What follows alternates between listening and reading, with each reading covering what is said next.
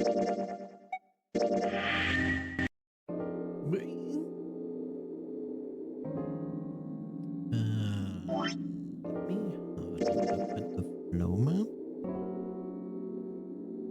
this goes the normal way until here.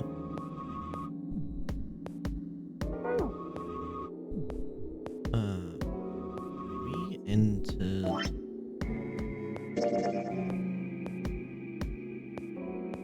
outside the kitchen still. Okay. Okay.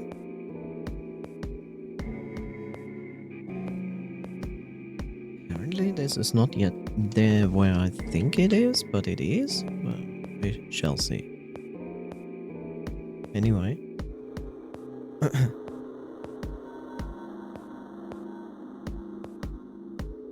Still alive. I felt so sorry for the ninth man, but more than anything, Jumpy was just happy to be alive. I think here on all the informations we are getting there is you have exactly the Our same. half of the story.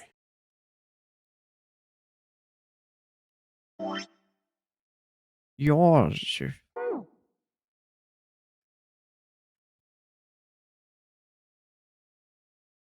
Yeah, I'm not sure if we're actually gonna get any more information if we just follow along. I would say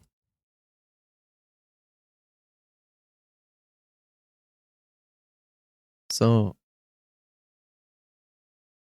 In our first run, we chose door number 8 here. So basically we go here and choose one of the other 2 doors.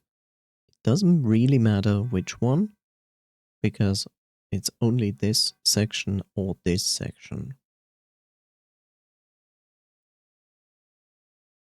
So either we go into door 3 or 7.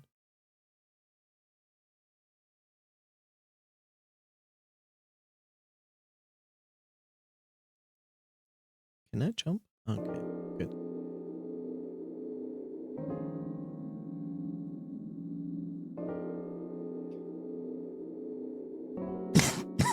Sorry. Oh, he lifted. Ah, okay, thank you.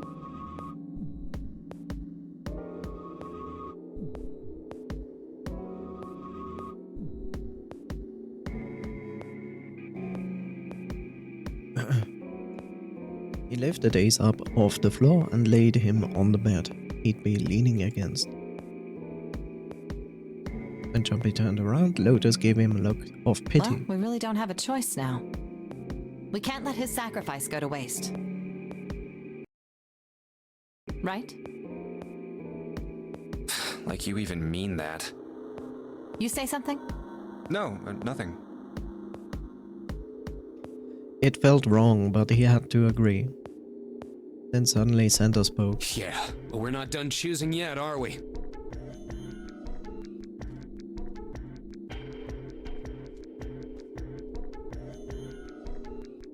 Yeah, good. Oh, we go. Huh? What do you mean? Huh? Well, we haven't decided who's going in what door. Ah, yes. Yes, that's true. Enough of this screwing around. Let's decide. You first, Lotus. Which door do you want? I want door number 8. It's the same number as my bracelet number. Got it. You're 8. You're next, 7. Which one do you want? I'll take 7. I can't get along with that old lady. What? What did you just say? I'm basically going to skip over that text because there's nothing new here. Who, me?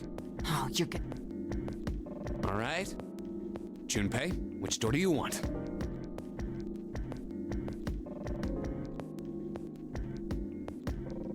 So yes, we have noise, or Ebitun, or coffee, or all 3 of you. Do you want door number 3 or 7?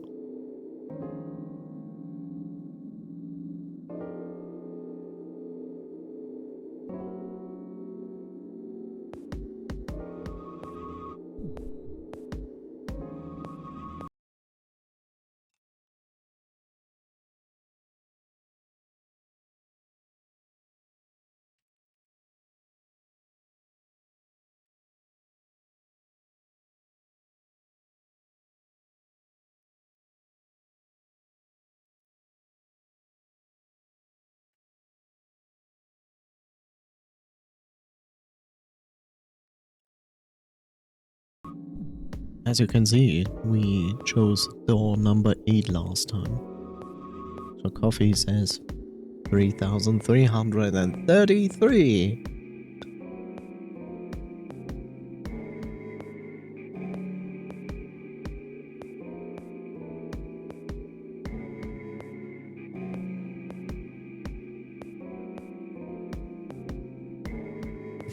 I forgot about our last choice. Last choice was 8.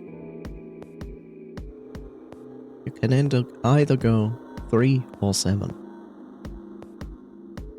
Just the decision which door you wanna experience first.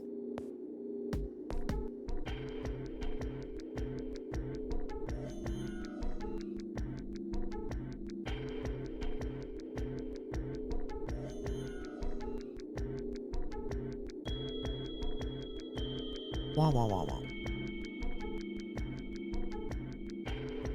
Indeed, wow, wow, wow. Okay, so we're gonna choose door number 3. I want to go through door number 3.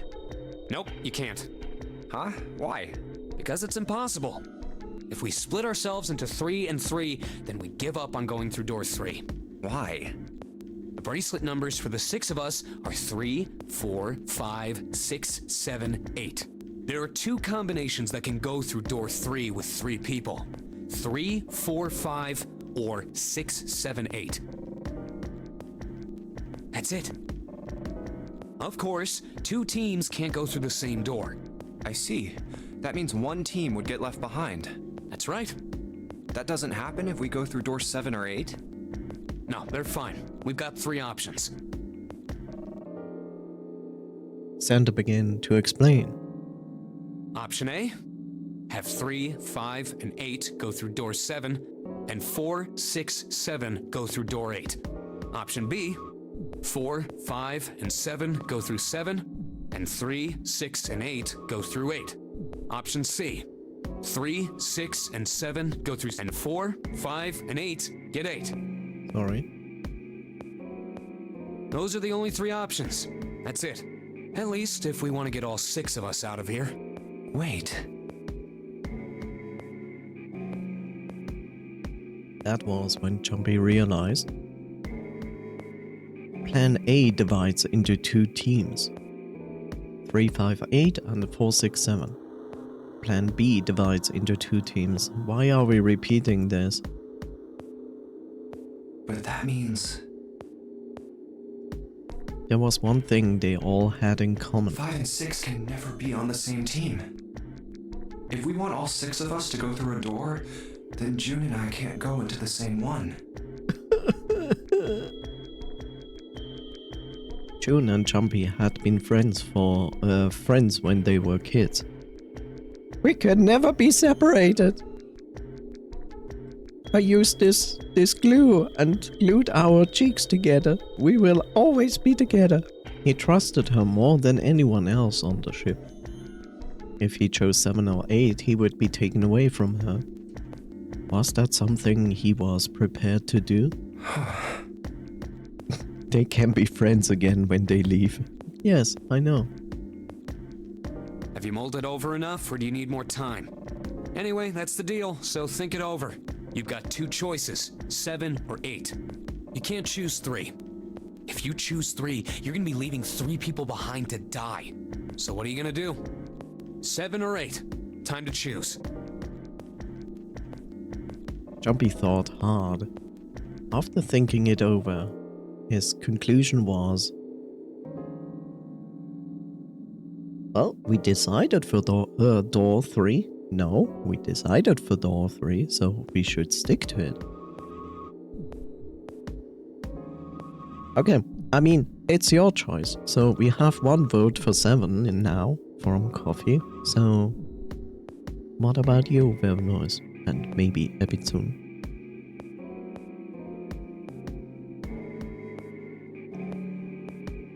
In the end, it's still your decision.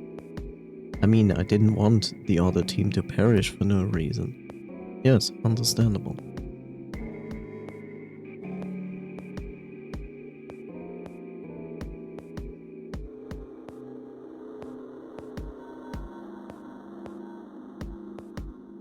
We have noise to chat. We have noise to chat. We can go with 7. Okay. Okay. Fine. I'll go with door 7. Okay, 7 it is. Yeah. All right then. That means June's got to go through 8. Huh? Why? June's face was blank and confused. Santa muttered to himself and turned to Jumpy. Ugh, Junpei, you figured it out, right? Can you explain it to her? Okay, so, June, if we want all 6 of us to go through a door... Jumpy chose his words carefully. When Jumpy finally finished, June looked as though she was about to cry. Oh no. You're saying we aren't gonna see each other again for a long time. A long time. Years. Eons. Millennia. Universes. Jumpy felt just as June did. He wanted to be at her side through whatever trials they were preparing to face. But he knew if they were to survive, he had to swallow his feelings. Oh no, 2 whole hours! Not even. In order for the 6 of them to move forward, he and June had to be separate. He looked at June. He was scared to lose her, but he swallowed, steeled his resolve, and did his best to smile. Hey, come on. You're making it sound like we're never gonna see each other again. We gotta split up, but only for a while. This is just like when we went into the 4 and 5 doors, remember? We got split up then too, but we all met back up. I'll bet 7 and 8 are just like that. You mean they're connected somewhere? Yeah, probably. Probably. She didn't sound very hopeful. It was 7 that interjected. Yeah, I'm sure they're gonna connect somewhere. Why? What makes you think so? If they don't, then neither team can get through door 9. In other words, the game would end right here. Zero's been on top of his shit so far. I don't think he'd blow it now. I'm damn sure that son of a bitch wants to have his fun as long as possible. He's not gonna end this game until we get through the 9 door. June said nothing. And then she said something. The tears were gone, but her eyes were still sad as they looked at Jumpy. He met them, and with that, and with what reassurance he could manage, laid his hand gently on her shoulder. Everything's gonna be fine. We're gonna see each other again. I promise. Hi.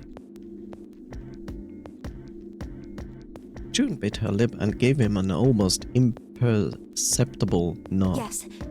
Promise? Your pinky promise? Her voice was barely above a whisper. Santa's voice shattered the moment. You guys are done, right? He stretched and continued. Anyway, that's pretty much it. Clover and I will both go into separate groups. I figure I'll take 8 and Clover can take 7. Any problems with that, Clover? Clover looked away and was silent for a moment. Whatever. Whatever, Mom. It was more of a dismissal than an agreement, but Santa didn't seem to care. All right, we're ready to go then. Let's move. At Santa's command, the group split and headed for their respective doors. What will they do? Clover 7 and Jumpy walked toward door 7. Santa, Lotus, and June headed for door 8. For a long moment, they stood in front of the door. 7 took a deep breath. You guys ready? Yeah. Okay. Okay, let's go. Beep, beep, beep, beep. You know, coffee, like, oh no. It's open. They're getting separated. What will they do? Tune in next time on Saturday when we continue with this.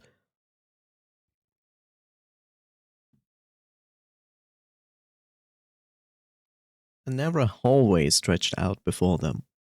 7 and Clover leapt through the door. Let's do this! Hurry! The moment they did, their bracelets beeped. The detonators in the bracelets had been activated. Jumpy stepped forward to follow them. But as he was about to step over the threshold, he stopped. He looked to his right, toward door 8. June stood there, a mirror image of Jumpy. She turned and looked toward him. Their eyes met. They nodded. June. Jumpy. Their farewell took almost 1.5 seconds. We know that because we measured it. What the hell are you doing, Junpei? Then someone took hold of Jumpy's arms and hauled him bodily through the door. Hey-ya! He heard the sound of the numbered door slam shut behind him. His bracelet gave a cold electronic beep. Only 81 seconds left! Stop yelling! No time to waste, guys! Let's get moving! 7 led the way down the hallway. Jumpy and Clover followed him as fast as they could. After what seemed like far more than 81 seconds, they reached the end of the hall. Look! The door on the left! I can see the dead! There was no time to rest or catch their breath. All 3 slammed their hands in quick succession over the scanner panel on the dead.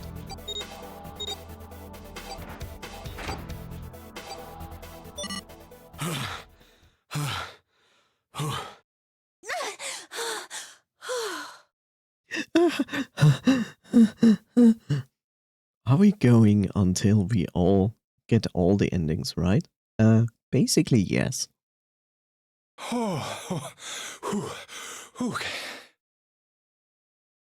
Still trying to catch his breath, 7 leaned heavily against the wall. It stopped. It stopped. The good thing is, Coffee, since you can jump the situations, it makes it not like go through the entire game each time. So additional endings will take less time. Just try all the combinations until we get a different ending. It's more or less exactly that.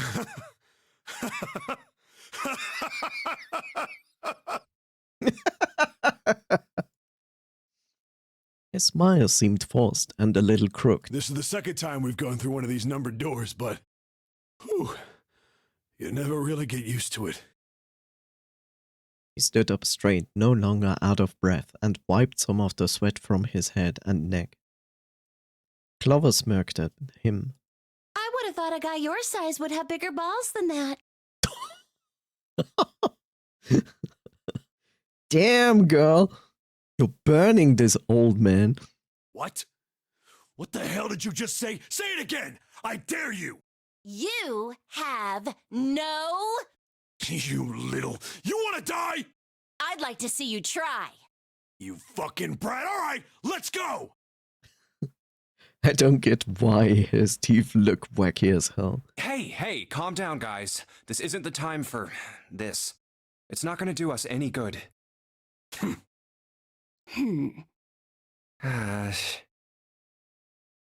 Jumpy sighed. Sometimes he wondered if the doors and the puzzles were really the greatest challenge they faced. Wait here for a minute, alright? I'm gonna go see if there are any other doors. They didn't respond, but Jumpy wasn't in the mood for a conversation anyway. We just came through this door. And of course it's shut tight. I think his teeth look wacky because he's basically a police officer and probably got into a lot of physical fights. That's my best assumption. Maybe he just has weird teeth from childhood on and was never, had never any braces to correct them. We just... blah, blah, blah, blah. Okay. There's a short hallway on the left here, and an iron wall. I doubt I can get through it. I think the right option should be missing teeth, not abomination teeth. Yeah, he has that, yeah. At last he gave up and returned to 7, who was tapping lightly on the wooden door. This door's the only option we've got, right? Yeah, looks like it. Hey, something's written on the door. If you read this, you are stupid. Makes sense.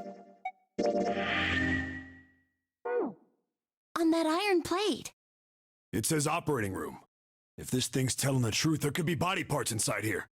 Well, this is probably not going to be pleasant. It is me, the smart one. No, Coffee, you're not stupid. Walked right into that one. Well, there's no point to standing around. Might as well go in and see what's waiting for us. 7 grabbed the brass knob and slowly opened the door. The creak of the hinge sounded like the groan of an old woman.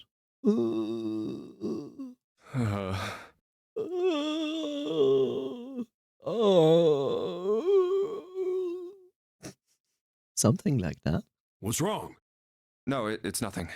A chill snaked its way down Jumpy's spine. Sniffer? Just like that? You're just like that going to sniffer me? Wow. Oh, take that. Let's just go. Quickly, he gathered what courage he could and took the first step into the room. 7 followed with Clover right behind him. Huh? Uh-huh. Part of the room just past the door was obscured by a screen. What the hell is this? It is an operating room. Why don't we take a look? Hey, Clover! Mm-hmm. Clover's curiosity got the better of her, and she darted past Jumpy to peer around the screen. Yeah.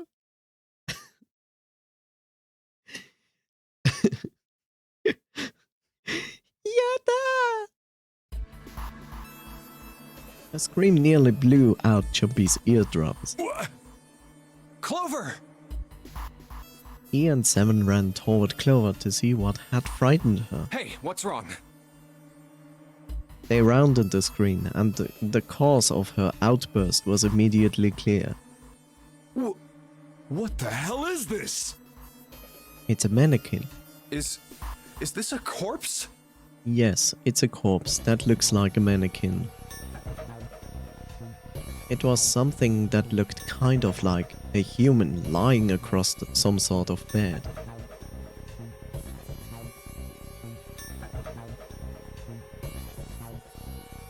No, not a bed. An operating table. The table sat on a rusty steel lift, and a cluster of bright operating lights shone down on it from the ceiling. We should probably take a closer look. Yeah. Slowly they approach. As they get closer to the body, it became clear that it wasn't a body at all. This is... What the hell? That's just a huge doll or something. Doll? Clover did not look terribly comforted. Slowly, she approached the operating table and looked as intently as possible from far away as possible at the thing, not the thing. Jumpy could see her relax. You're right. It's only a doll. Man, it really scared me. She heaved a great sigh of relief and wiped a few drops of sweat from her forehead. 7 smirked. Well, I guess it would have been weird if you actually had any balls. Shut it! Don't you start with me, fatty. Oh, what's this? You want a piece of me, short stuff? Yeah, bring it on, you whale! Hey, guys, not again, okay? Seriously, knock it off.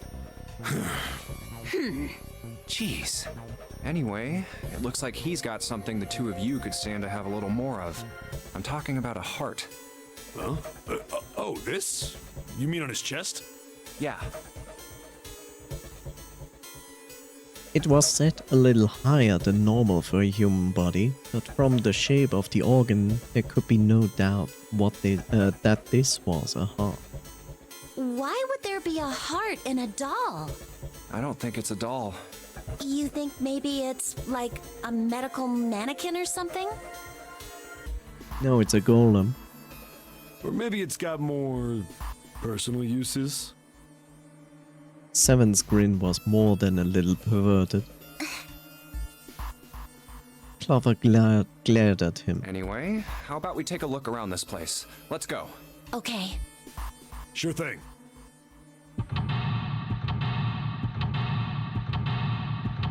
Right.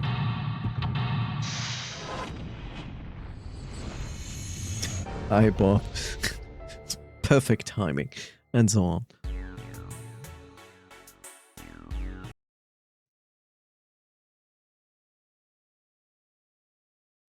Enable this. Yes, welcome to the operating room. Not a lot going on here. We have some tables, the mannequin, more tables, separation screen, this here. But otherwise, not really much going on.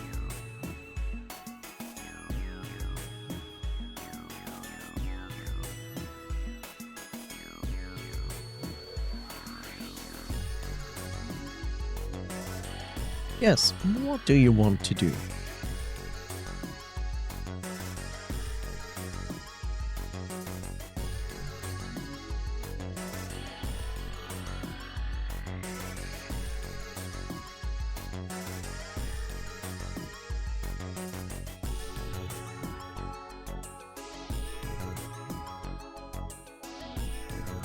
Instructions, please.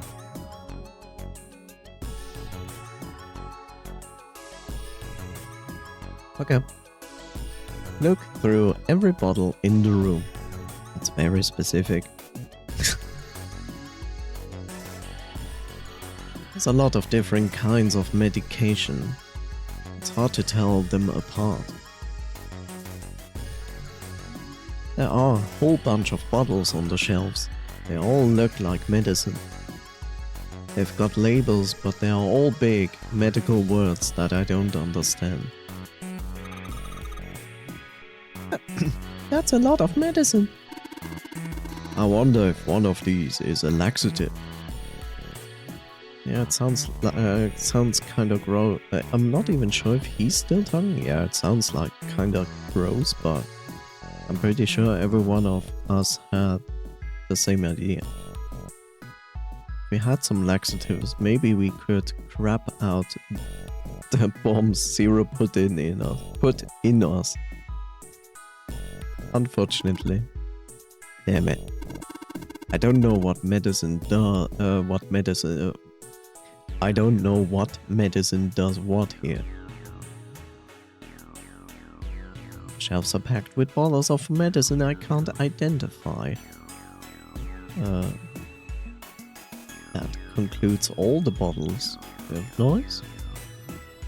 Ah yes, the alcoholic ending. Imagine these would be all shots, not medicine, but shots of alcohol, at least 50% or higher. Then yes, you have the alcoholic ending. What's in the green burner? You mean this? Just regular vodka then. Funny enough, vodka is like the least harmful alcohol you can drink.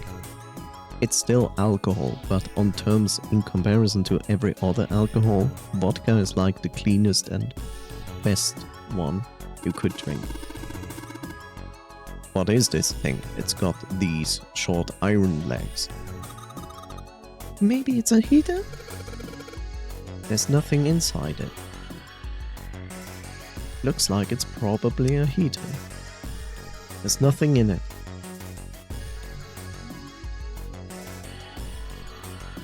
Yes.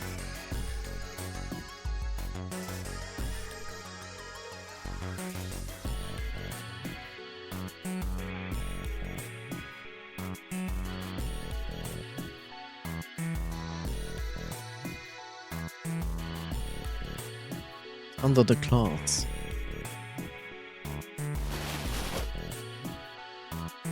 Apparently this.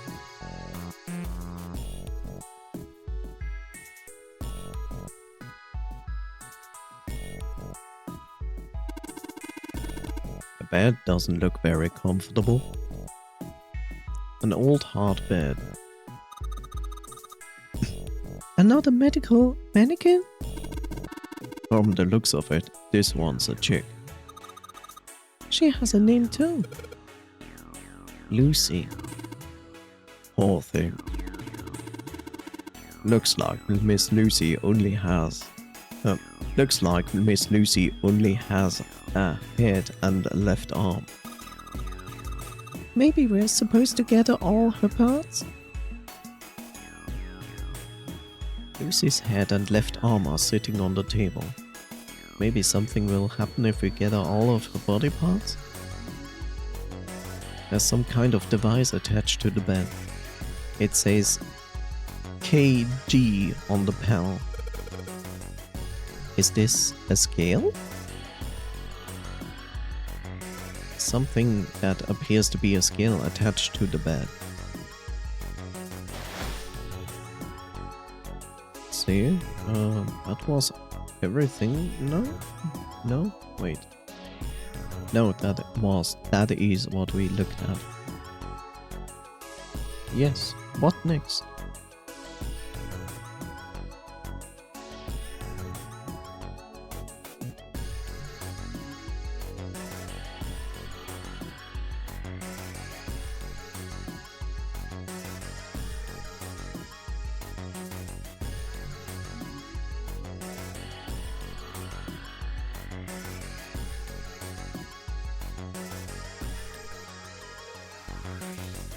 What's on the table with the filter?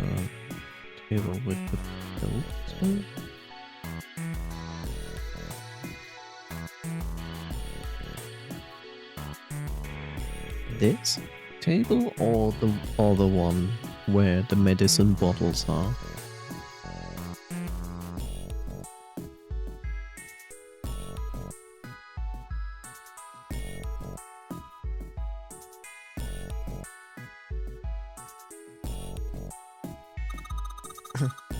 They use these for surgery, right? Let's see. Syringes, cups, a blade. There's a sort of scissorish thingy. A bunch of surgical tools on the table. One of them looks kind of like a pair of scissors. Forceps. Are those scissors? They look kind of funny. No, that's probably a pair of Kocher forceps. Surgeons use them during operations. They can hold blood vessels shut and keep tissue out of the way. We can use it to pull stuff out of small holes or something like that.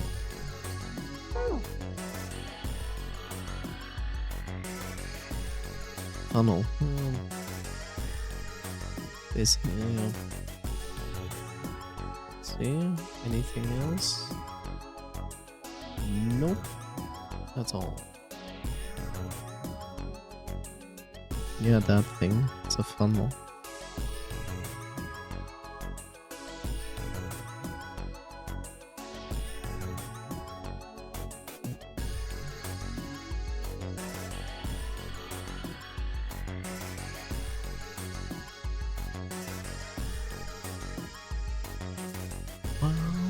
Anything in the main table? I guess you consider this the main table?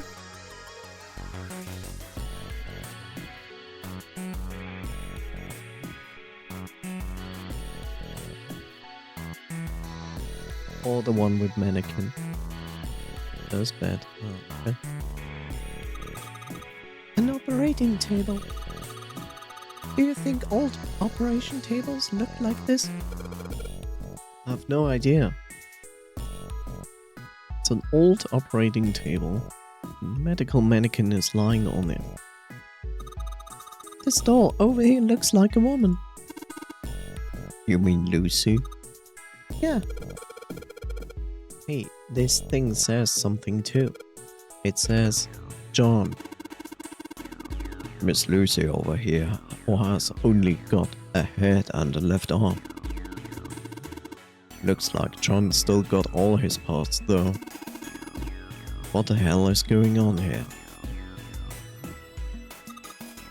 Hey, I wonder what this thing is. It says key G on the display. You think maybe it's a scale? That uses the correct measuring system? Yes. Oh. There's some sort of lid on this thing. Why don't you try opening it? Can't. There's no handle. Can't get under it with my nails either. Something that could be a scale next to the operating table. It has something that looks like a lid on the front of it. A creepy medical mannequin is lying on the bed. Apparently his name is John. It's an old operating table. Okay, that's all I have for this.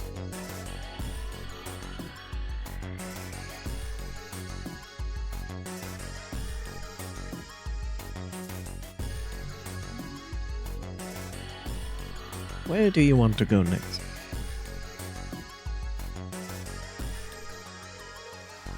What about the desk you showed? This one, okay. Maybe you're supposed to heat something like that gauze to kill bacteria? There's a boiling thing over there. There's nothing on the lid or in the drawers. A thing for boiling tools to sterilize them. There's nothing in the drawer. But this is something. Ew, that's gross. This is the chest. It's a woman chest. The heart's gone, but it's pretty hot. Is that so? If that kind of thing turns you on, Seven, you're a real creepo. How can he tell that it... Okay, I get it.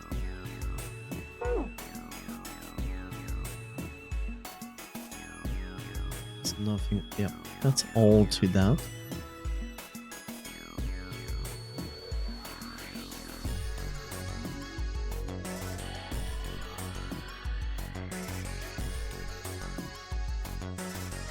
Drink the alcohol. I cannot.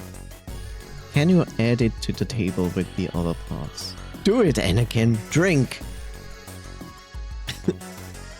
And the universe fell because Anakin was too drunk.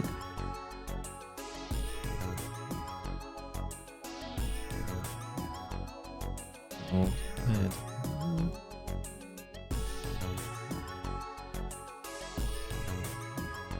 Can't do it. Apparently, like he just said, you need all body parts.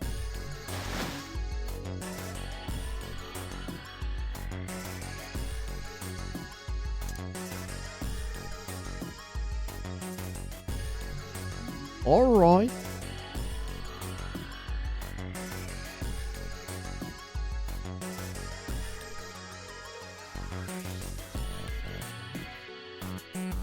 Why don't they just take the cloth off instead of leaving it on? I agree with you. Well, it is what it is. Any place we haven't checked yet? Yeah. That's a lot of surgery stuff. There's some scalpels, a few pairs of forceps, and a couple syringes. All of it too rusty to be useful though. Hey, there's a scalpel here that looks new. It's probably this one.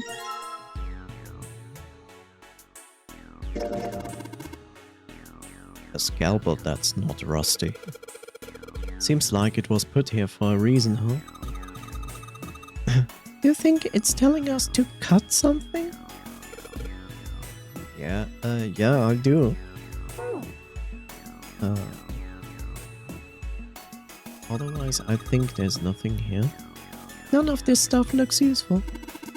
Yeah, it's all pretty rusty. I checked yet the half body on the side table. This?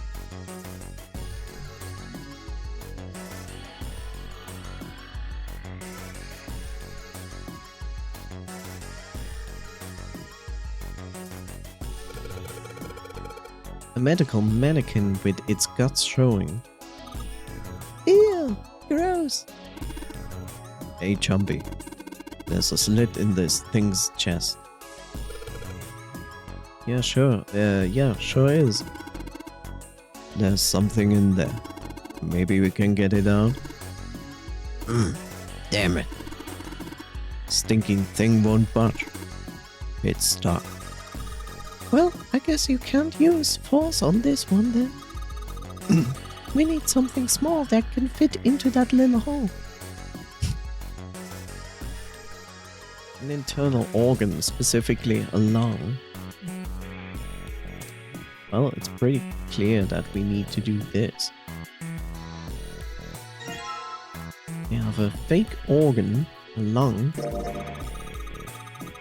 So we took the organ thingy out of the chest thingy.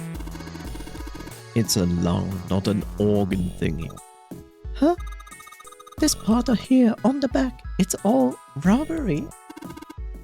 You're right. So it's a fake organ. Of course it would be. Wait. What's 7 grabbing it for? Hey, it feels like there's something in here. You think we can cut through the rubber part?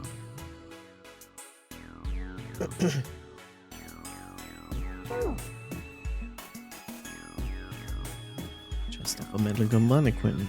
One of the organs is missing. The organ is... Oh, gone?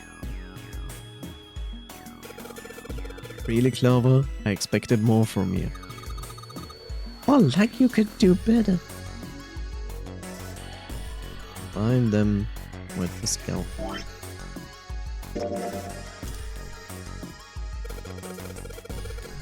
Let's try cutting this organ with a scalpel. We got an organ key. Sounds very instrumental to our search. There's a key in this organ. Found a key in an internal organ.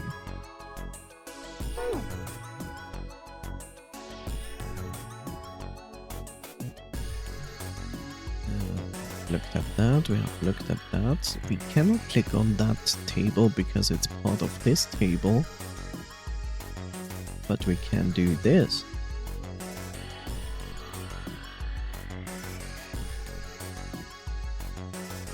Can you combine key with the other item?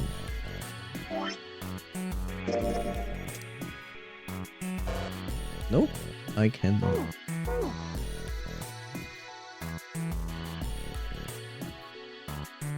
Would you like to go to other door?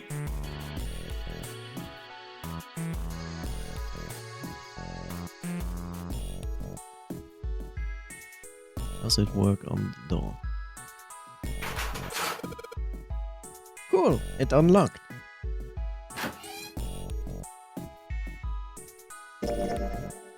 We are apparently in a bathroom? Preparation room. Oh, okay. Oh, makes sense. Yes.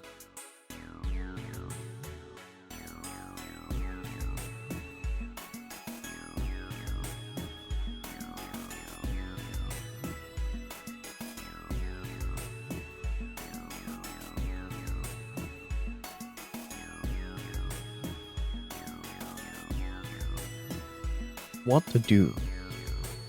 Forward we shall go.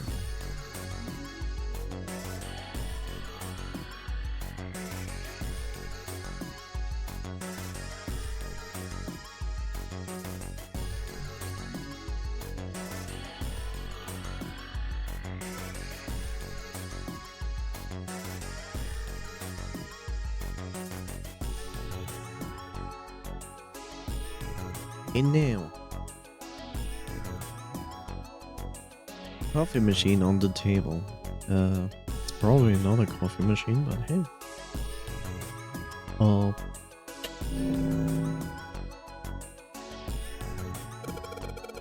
There's a ray of light going through the beaker. And it's hitting the thing on the right. There's a ray of light passing through the beaker. The white light on the top is glowing. Yeah, but the red, blue and purple ones still aren't lit.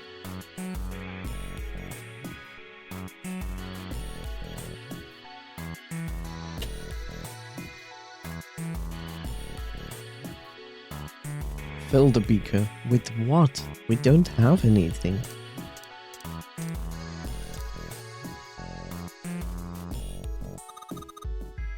I found a beaker. We have nothing to fill the beaker.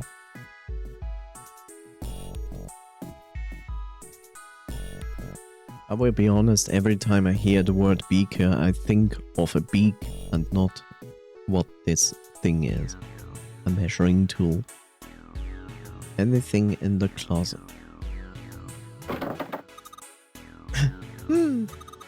It won't open.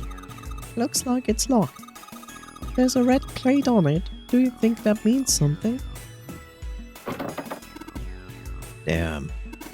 It's not opening. Locked, of course. The blue plate on here seems a little suspicious, though. Damn. It's not opening. Won't even budge. It's got this purple plate on it, too.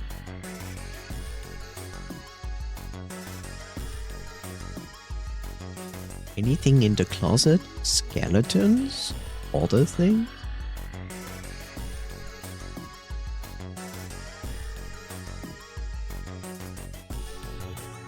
Does the water run?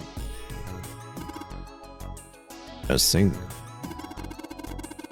The doctors and nurses probably wash their hands here before an operation. Nothing suspicious here. The sink doesn't look suspicious. Nothing on the wall, nothing on the floor, nothing on the ceiling.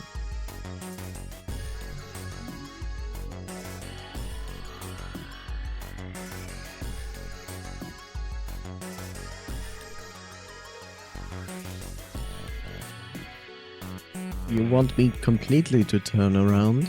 Because that's the only other thing I can do.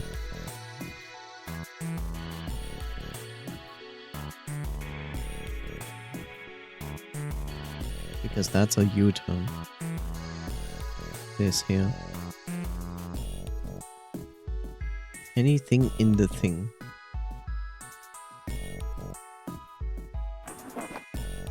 Let's see if... Huh? A piece of paper. What's this? Is this some kind of medical record? New material has been added to the file screen.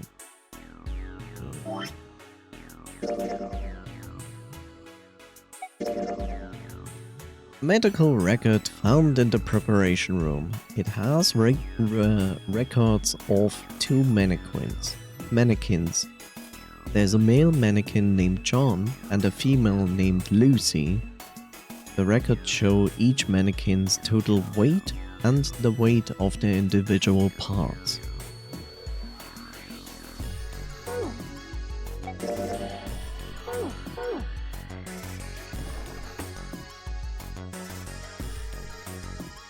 A cabinet with a drawer in it. Thing. Does the door open? It's locked. It won't even budge. Do you think this is the exit? There's a symbol engraved on the keyhole. Hey, this is the Jupiter symbol. Hey, wasn't this Jupiter symbol engraved by the keyhole on the other door? Other door? The door at the end of the hallway with all those rooms. Do you think maybe this door and that door use the same key? Maybe. It's locked. It won't open. What is this? A light switch? Doesn't seem to be working. Looks like a light switch, but it isn't working.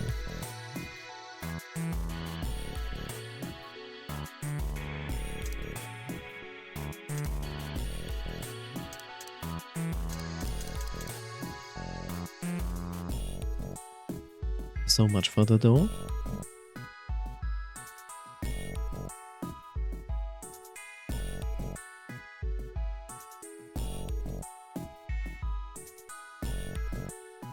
Da, da, da, bum, bum, bum.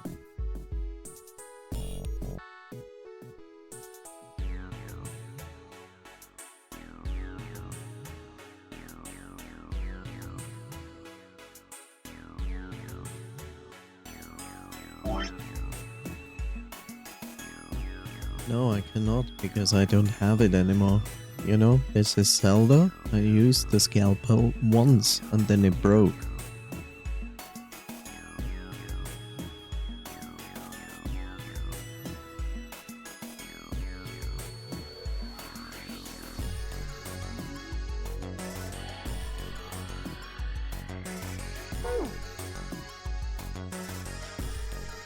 I like how Viv Noise simply accepts those facts and goes like, yeah, that makes sense.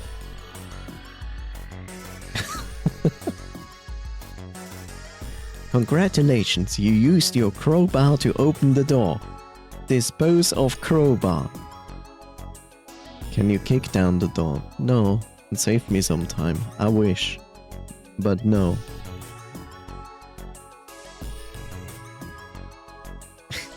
I'm the juggernaut, bitch.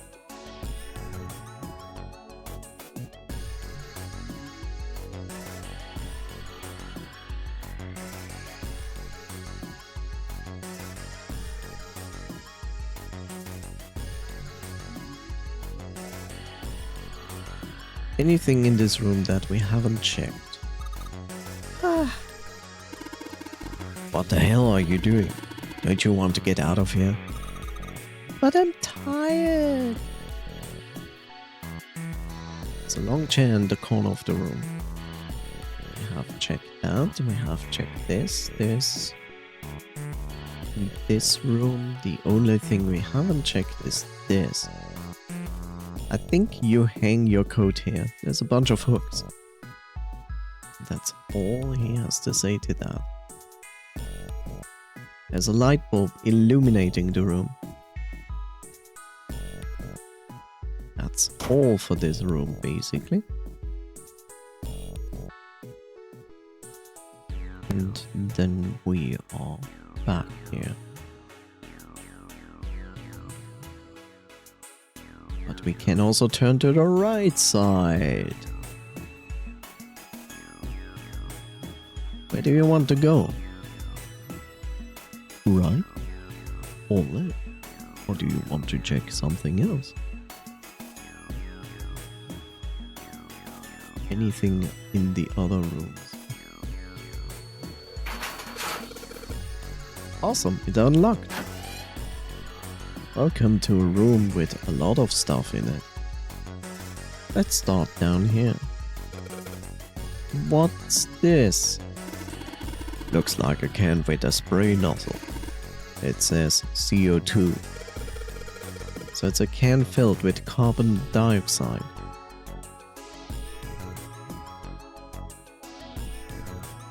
Is there anything at all in this room? I'm checking.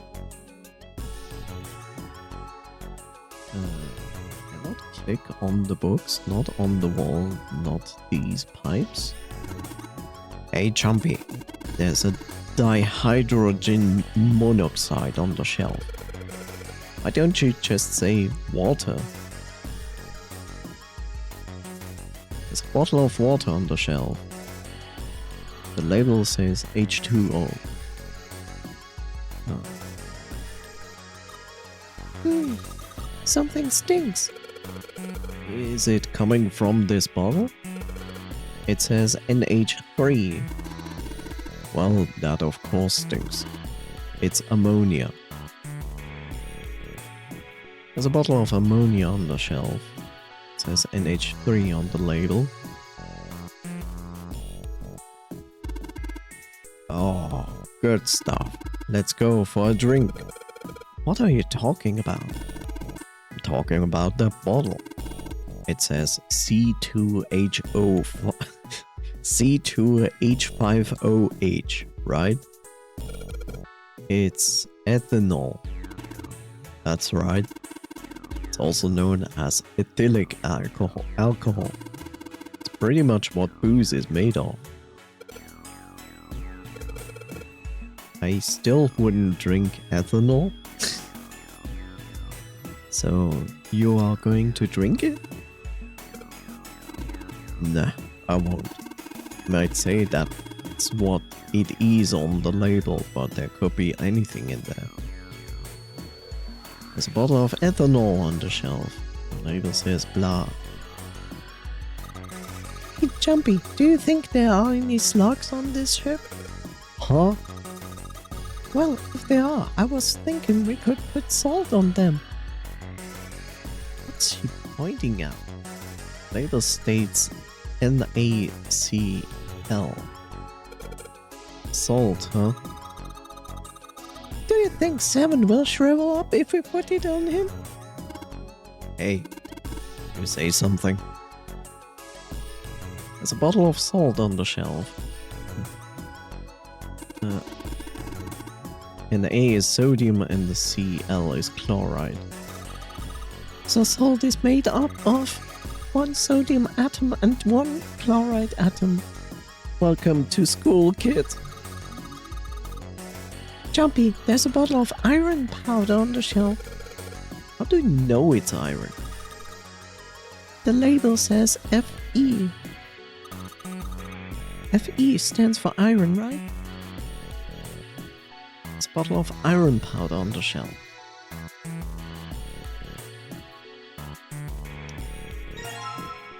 We found blue liquid. We found red liquid. There's a note on top of the table. Iron equals 1. Salt equals 2. Water equals 3. Carbon dioxide, no idea. Ammonia, no idea. Ethanol, no idea. What do you think this is a hint for? Maybe it's got something to do with this box.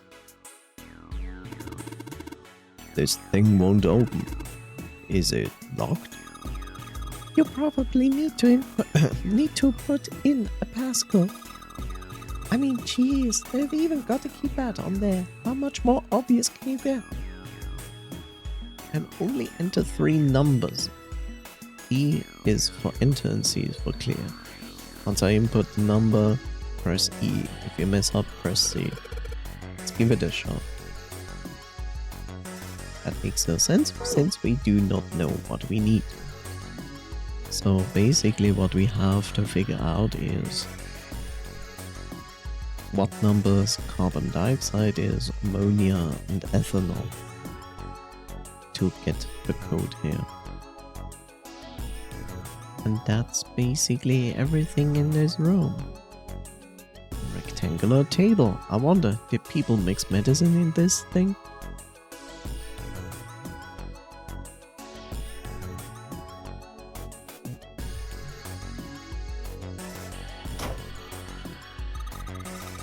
Jumpy, where are you going?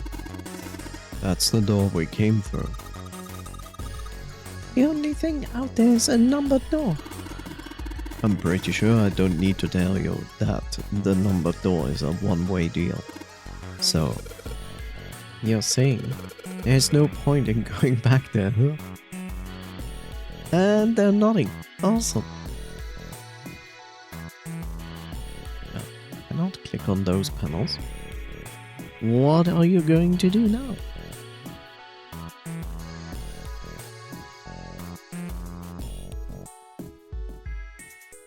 And we go back to look at ethanol. I don't remember which one that was. That's the water. Click through that because I thought it's all text. 7. Is your head okay?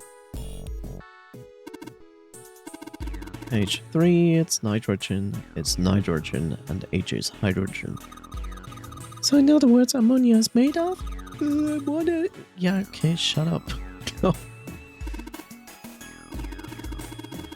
C is carbon, H is hydrogen, and O is oxygen.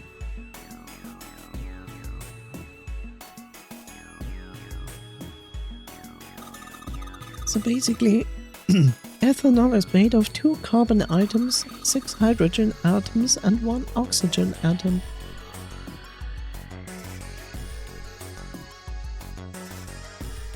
That's basically what they say about ethanol.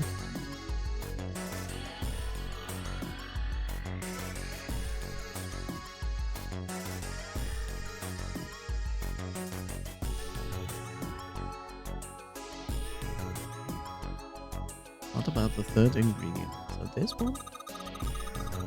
Iron is Fe. It's a molecule with only 1 atom. There's a bottle of salt on the shelf. Salt is made up of 1 sodium atom and 1 chloride atom. The missing one. Which is the missing one? CO2? C is for carbon, O is for oxygen. So carbon dioxide is made of 1 carbon atom and 2 oxygen atoms.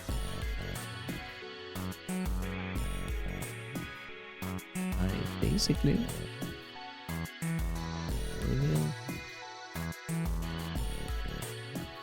Ethanol. Dioxide. Water. And we look at the table again with the note. Yes.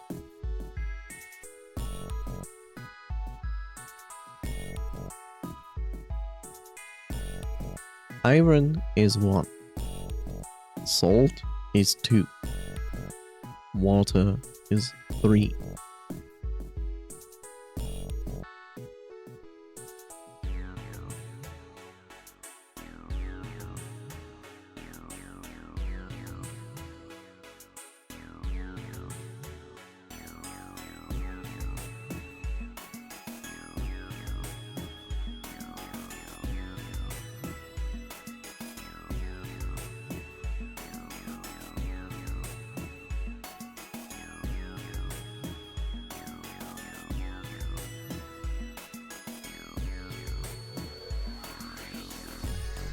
Fun times of taking notes. Yay!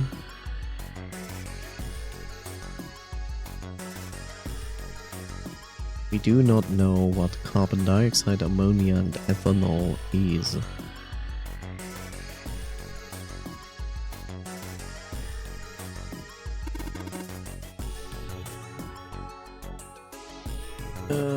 Ammonia was here. Ammonia is composed of 1 nitrogen and 3 hydrogen.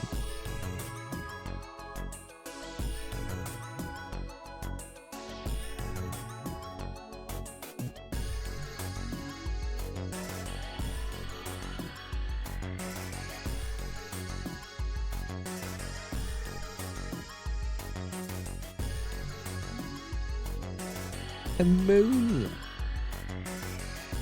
Piss. Yes.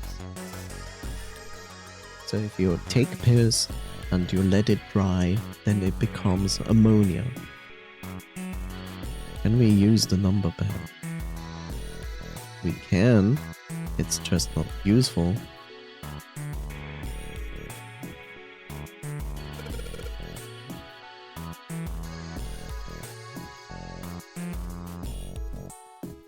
Unless Yes, you have the 3 numbers. Also, what is this texture, by the way?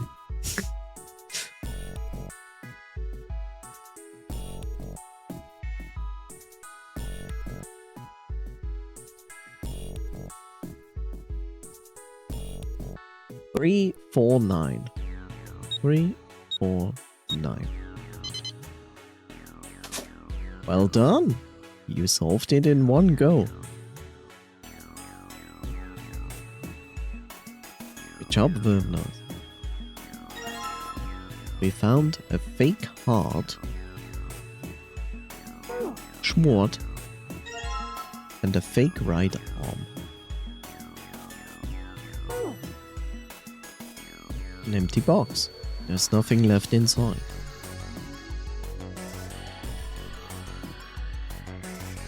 Smart.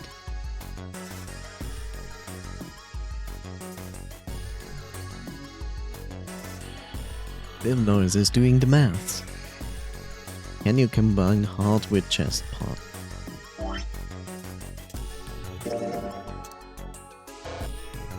No.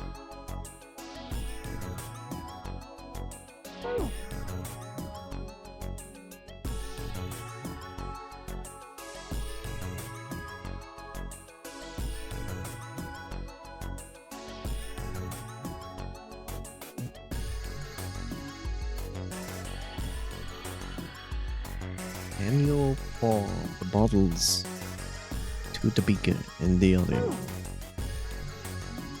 You think we should go back? Or should we listen to some exposition? Yeah, I think that's probably best. Clover nodded and left. Jumpy was about to follow her when he realized that 7 wasn't following suit. Hey, 7, what's up? Oh, well, He looked up at Jumpy distractedly and then back down at the brown bottle he held cupped in his large hands. Is that a medicine bottle? I got curious about it. Here, In response, 7 tossed the bottle gently to Jumpy. He caught it and twisted it around to read the label. Ethylene diamine tartrate? yeah, that's right. CDT. What kind of medicine is that? It's not medicine. I think it's an industrial strength detergent. Why would they have something like that here? Well, probably to clean stuff up. Clean what up? Fuck if I know. Still, it looks like it's cleaned my brain up. Jumpy looked up from the ball. You remember something? Yeah. 7 nodded slowly and spoke. Well, I remember a story about EDT. Happened about 50 years ago. There was this factory somewhere in America making big old EDT crystals. They were making it to sell as an industrial strength cleaner, like I told you before. But a year after the factory started up, something strange started happening with the crystals they were building. Water molecules started attaching themselves to the EDT crystals. This made them into a sort of mutation of the original crystals, called a hydrate. Once the crystals turn into a hydrate, though, it's useless as a cleaner. The factory had to just dump the crystals. As a hydrate, they were useless. But it didn't end there. After that day, the same thing started happening in EDT factories everywhere, even ones nowhere near that first American factory. They'd been making crystals the same way, with the same materials and the same equipment and environment. But now, all of a sudden, every single crystal they formed turned into a hydrate. In fact, ever since that day, no factory anywhere has been able to make a pure EDT crystal. Even in EDT research done years before, they'd never gotten a hydrate. But after it happened at the first factory, it just spread. It was like, man, how do you say it? Like the molecules were communicating with one another, transmitting information in a way humans couldn't perceive. This phenomena spread throughout the world, right? Jumpy looked up at 7 with half a smirk. 7 stared at him, dumbfounded. Yeah, that's it exactly. But how did you know? I heard another story, kind of like that one. When? In the freezer? What? The freezer? Yeah, June told me. Jumpy told Seven about the story he'd heard from June in the freezer in the kitchen. How one day glycerine began to crystallize, and the story of ice that wouldn't melt at room temperature. When Jumpy was done, Seven looked thoughtful and absent-mindedly rubbed the scar on his chin. Ice that doesn't melt at room temperature, huh? That sounds familiar? Yeah, hold up. I feel like I can remember something. It's right there. Just knock at the door and it opens. Seven squinted. His eyes stared off into space as if he were trying desperately to focus on something far away. Do you?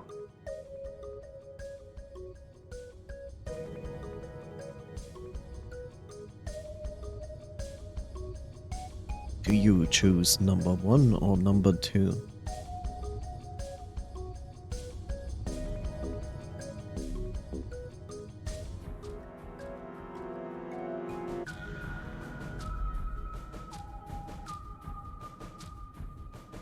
One vote for number 2. Your input, Vivnoy.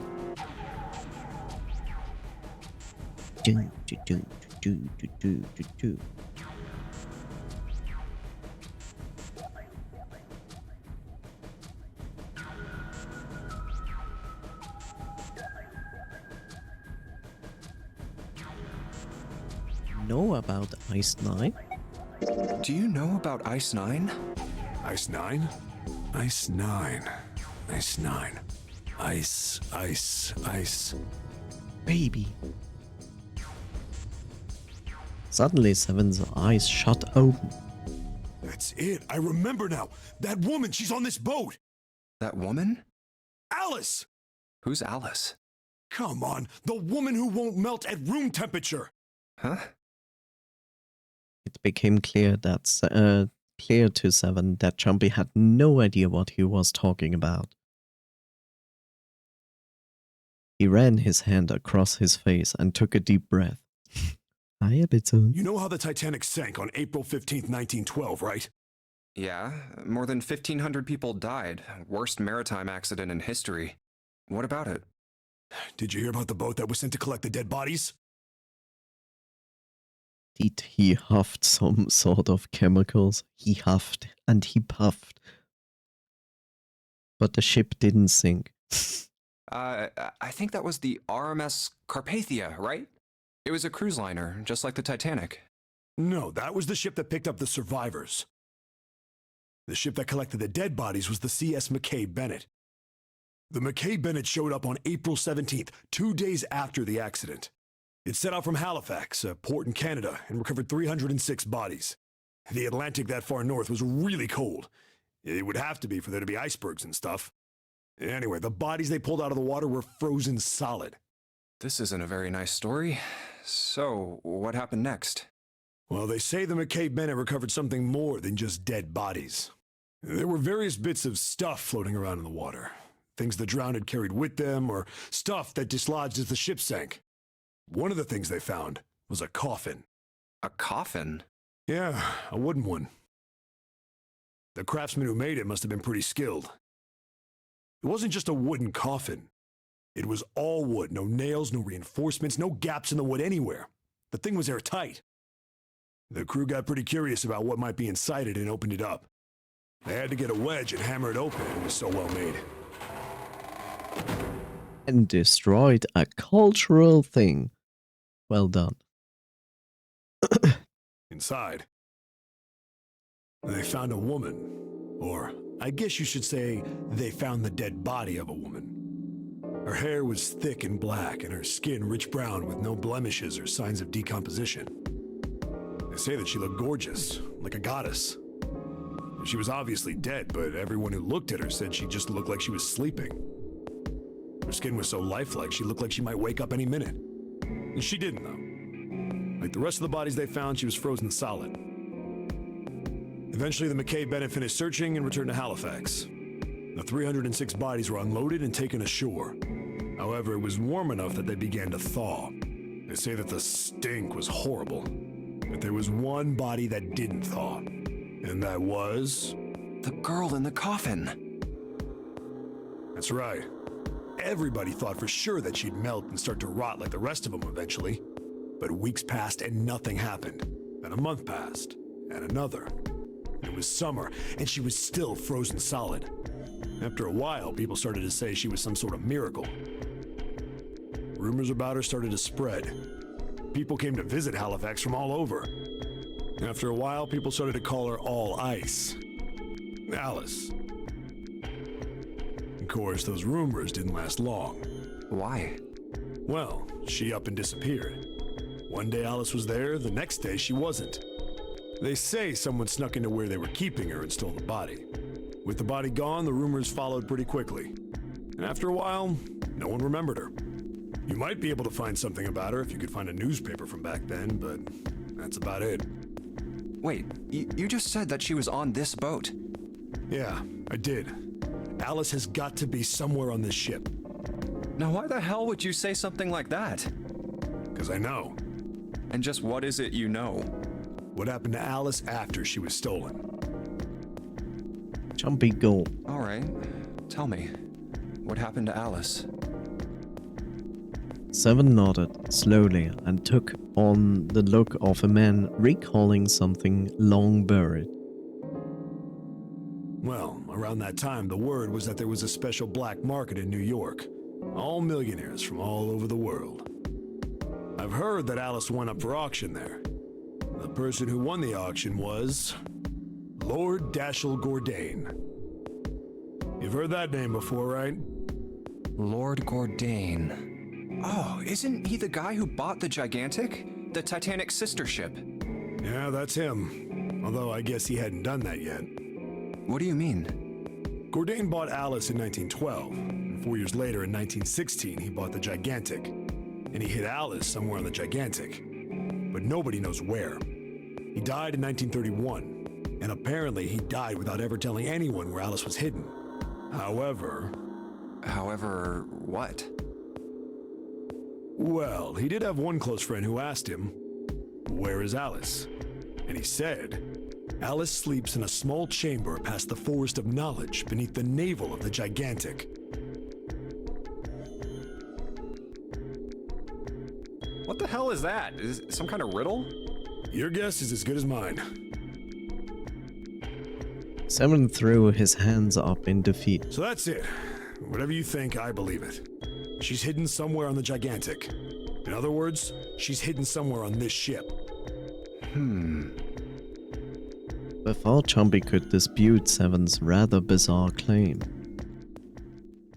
As Jumpy was trying to figure out what on earth he was going to say next, Clover's shrill voice pierced the room. Hey, what are you two doing over there? Stop wasting time and get over here! Okay, we're coming. Jeez. Jeez, Dad! Seven looked at Jumpy. Yeah, so anyway, that's the story. It might be useful someday. Don't forget it. With that cryptic remark, he turned and left the room. Is Clover's brother still dead? What? Is Clover's brother dead still? We don't know where he is. We are back in this situation that we have only lost the snake from the group. We don't know where he is. We are not yet at this point where we basically discovered him. That's after this section, basically. Alice. Huh. Jumpy was left behind to ponder what he'd just heard. He tried to remember what June has told him earlier. That mummy wasn't just a normal mummy. They say that she was frozen. And then she made Frozen too. The story says that from the time of its discovery all the way through to when it got put on the Titanic, Even though it was carried through the desert, her body never melted. Then was that Egyptian priestess Alice? Did the water in her body become Ice 9? No, that's nuts. There's no way somebody like that could exist. Jumpy shook his head, trying desperately to clear it, and followed Seven to the operating room where Clover was waiting.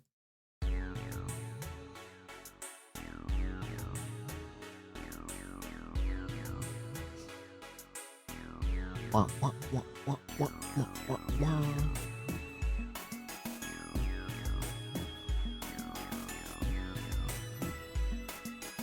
Where would you like to go? What would you like to do? And if you decide now, you can get a beverage of your choice for only $2.99. Haha. Can you pour the bottles to the beaker in the other room?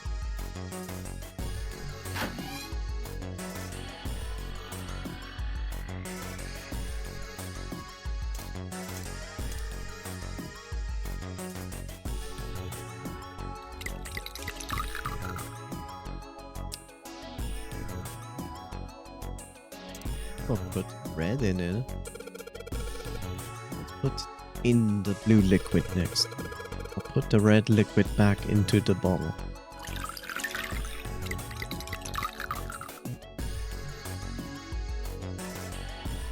Laser on. Hey, the blue light turned on. And I heard a noise. It sounded like something unlocking.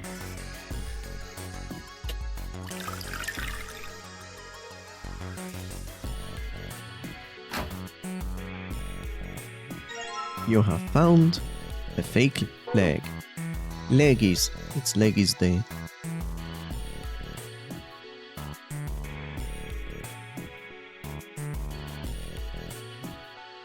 Nothing inside.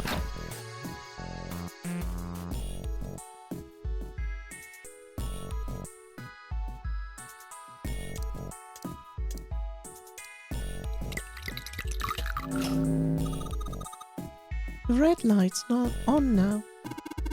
I think I heard another noise. Leg, singular. Leggies, singular. You have found another leg.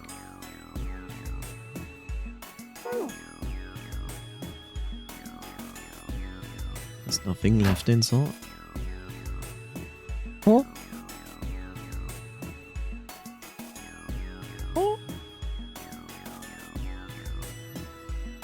Can you pour both at the same time? I cannot. I just tried it before. I poured like the red in and then used the blue one and it just exchanges it.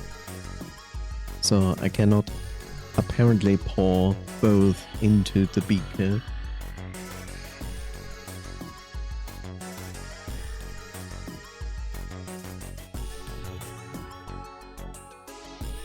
Ridiculous.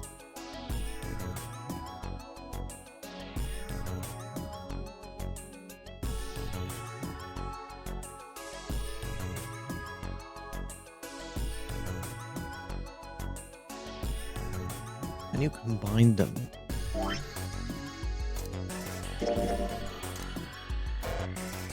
No, apparently not.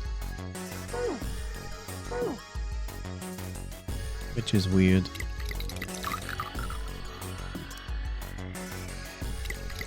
And now it works. I'm sorry. Before I tried, it didn't work. Now it works. Don't ask me why it didn't work before. I guess it is a save function. So if you would make this, you probably cannot like take it out again, which makes no sense because you could pour it out in the sink over there, but whatever. I get it. You combine the red liquid and the blue liquid to make a purple one. Genius, 7. Good job, Jimpy. The purple light came on and I heard it unlock. I'm sure it's unlocked. The locker with the purple plate has got to be unlocked. Did I also mention unlock? Alright, let's see what's happened. What happened? And now, interestingly enough, I pour the liquid back into the bottles. Which of course makes sense because I take the purple liquid and pour it into the blue bottle and it just pours out the blue particles of the purple stuff. I have found a fake stomach.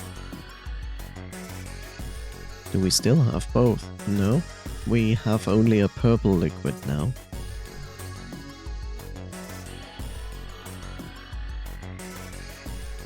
Hi, Bob.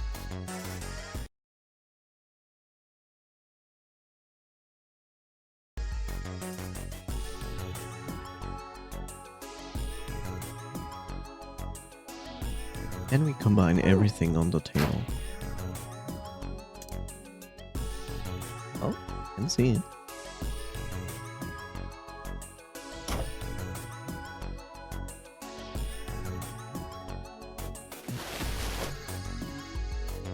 An old hard bed. Yes? Okay, so we've collected 6 parts of the medical mannequin. So the ones we've got must be for Lucy, right? Yeah. Seems like it. Well, I'll say we give Lucy her parts back. Any objections? Nope. Agreed. Alright, let's get started. Combine! I summon the combination. It is 1, 2, 3, 4.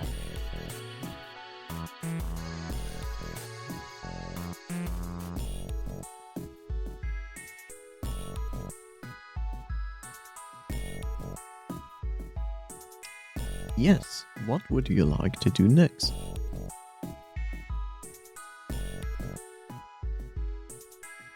What does the scale say?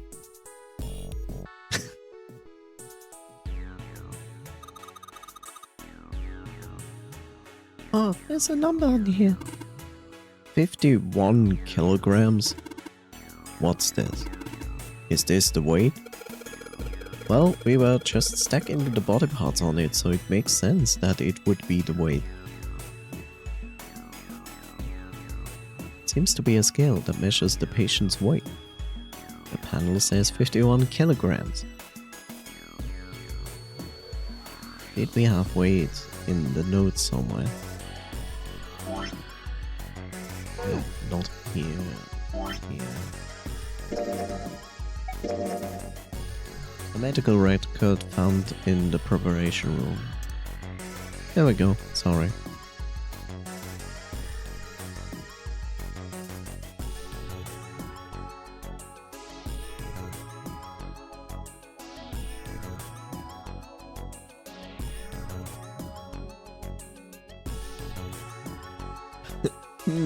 Oh god, it's math.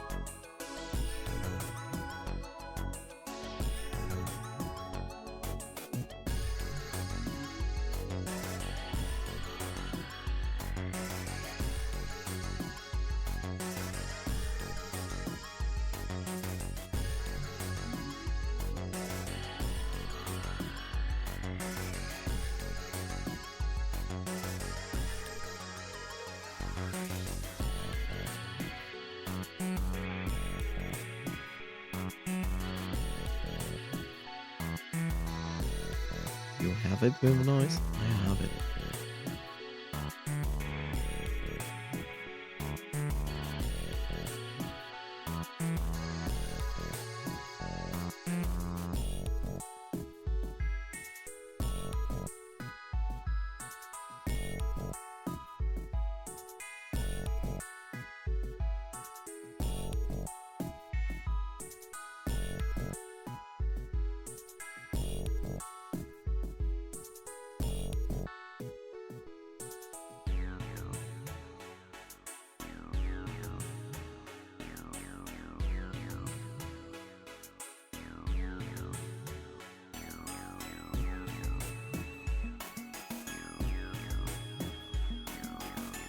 maybe I don't. Because that's just... Okay, I was wrong. That is pretty clean.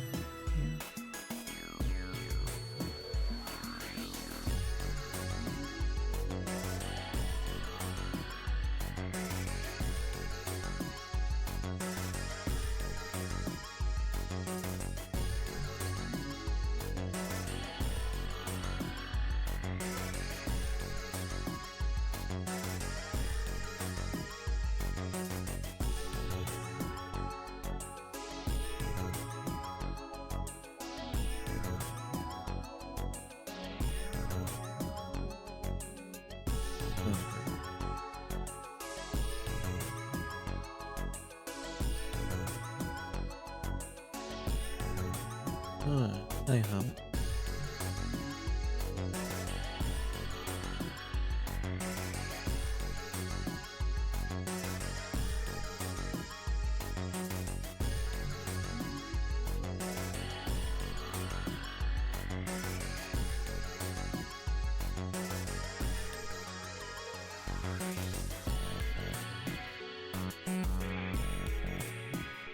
Can we switch the arms, legs, and hearts around?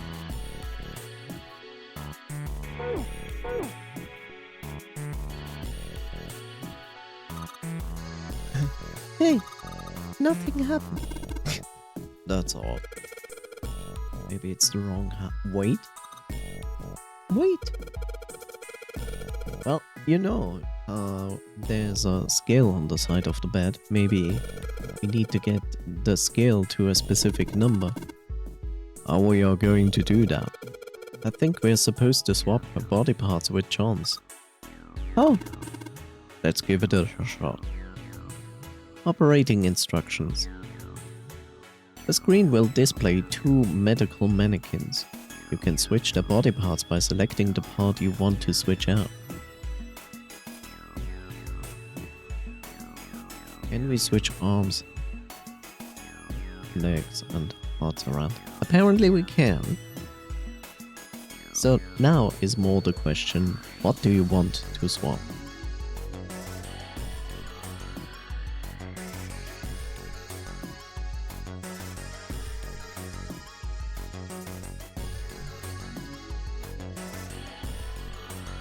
Only one arm is able to change. Yes.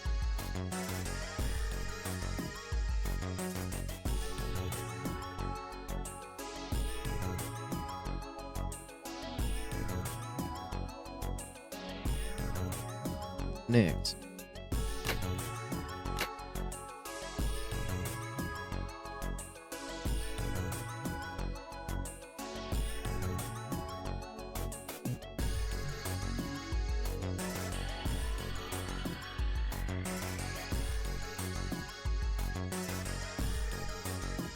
Hearts.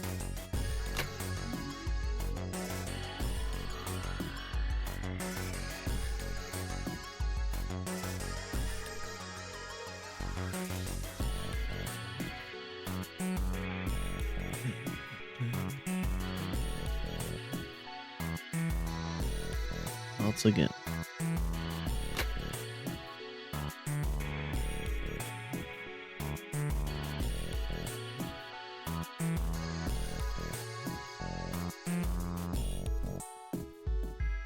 Hearts once again.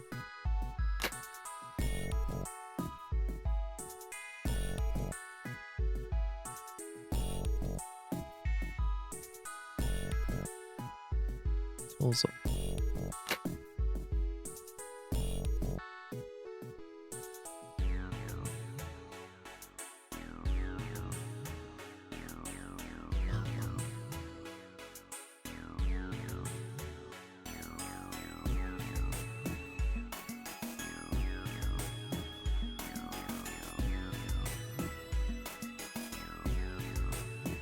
Are we supposed to balance the weight? No, we are supposed to get the bodies to a specific weight which we had a chart of, where it displayed the weight of every body part and the entire body. All but hand. So... Wait, real noise. Do you want just to exchange this part? Or the entire body except the hand? Just the belly.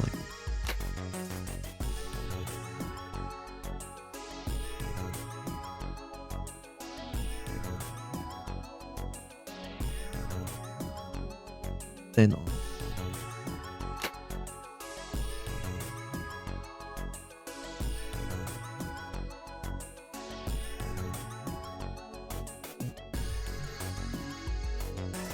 And half. Yes. Solution is ridiculous. Basically you exchange every body part except the heart. Hey Jumpy, I just heard something. It came from John's operating table. We better check it out.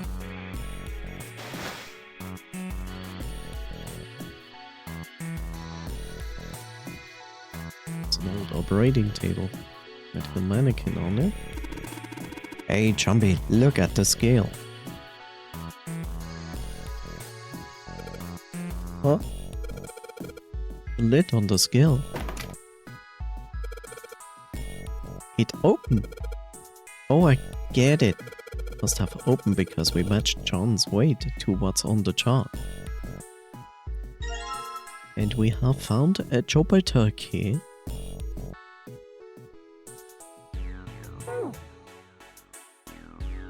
There's nothing left on the scale. We leave the rooms.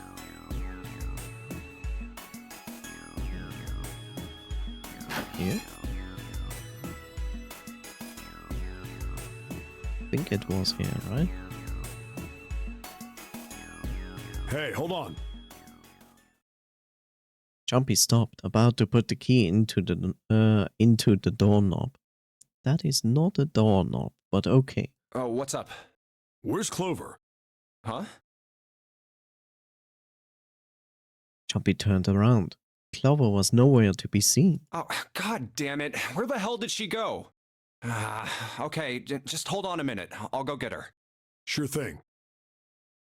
Jumpy left Seven at the door and headed back to the operating room. He found her standing next to the operating table. She was staring at the mannequin. Hey, Clover, what's wrong? Come on, let's get out of here. She didn't respond. If she hadn't been standing up and breathing, Jumpy might have thought she was dead. What are you doing? Did you want to come back here and say goodbye to John? Her hands are tiny. Yes, I know. Look, Epizu, this is the expression. It's like we have established that for shonen ai mangas we need huge hands on guys. So it's only fair that the females have tiny hands in comparison. It's the balance of manga and slash anime. The balance of Japan.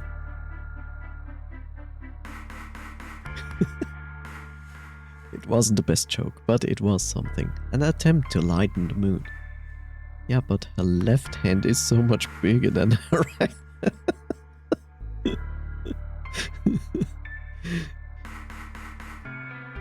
You can clearly see where the downfall of this artist is. It's one of the typical cases of I can't draw hands.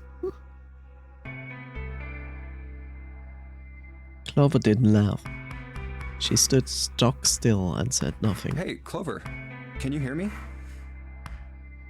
Perhaps it was something he'd said, or perhaps it was something else. Suddenly, her mouth opened and she whispered in a dry, dead voice. My brother might be dead. Huh? That's why we couldn't find him. If he's dead, I'm going to be next.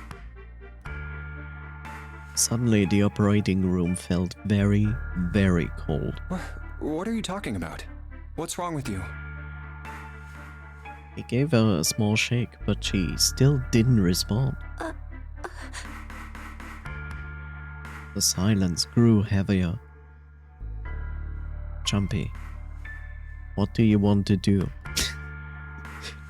Hello, Jumpy, I'm the fourth wall. What would you like to do? Told Clover they needed to leave, or gave her the four-leaf clover? Choose.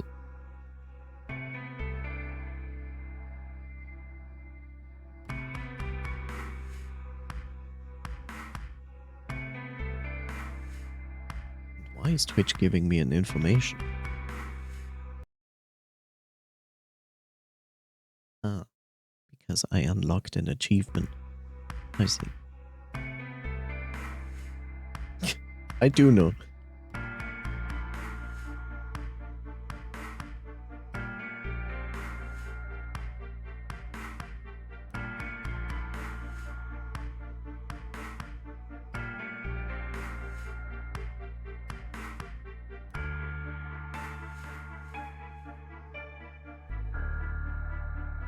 Yet a decision you have to make.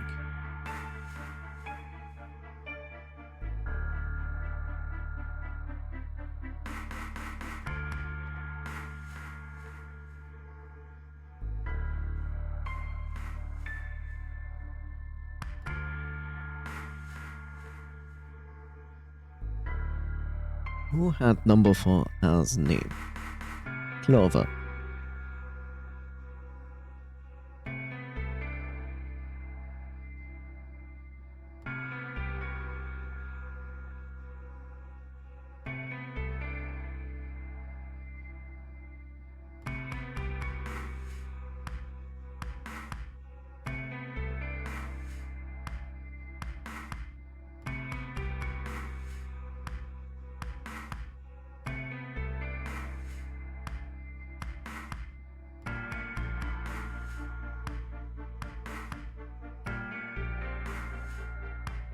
There is a character named Clover in this game, or her.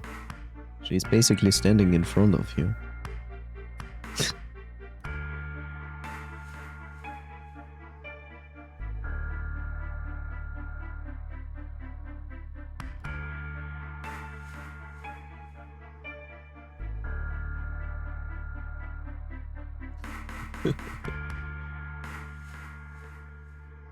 Let's give her the Clover then.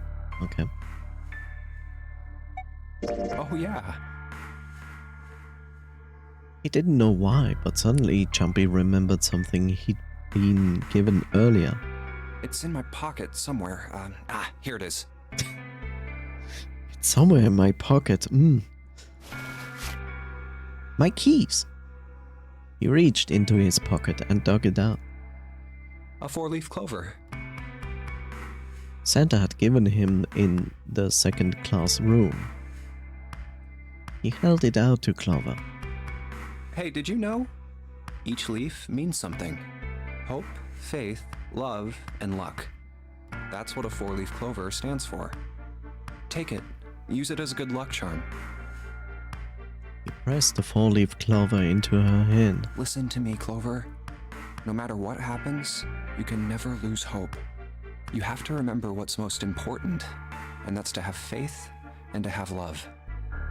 If you can remember all of those, that'll bring you good luck. Snake, I mean, your brother, he's not dead. He's alive, somewhere. I'm sure of it. You've just gotta believe in that. Clover stared at the four-leaf clover in her hand. He could see tears start to form at the corners of her eyes. Thank you. Her voice was tiny and broken, and as she spoke, she started to cry. She tried to hide her tears by looking at the floor, but it did little good. She wiped away tears with the baggy arms of her jacket, but more quickly took their place.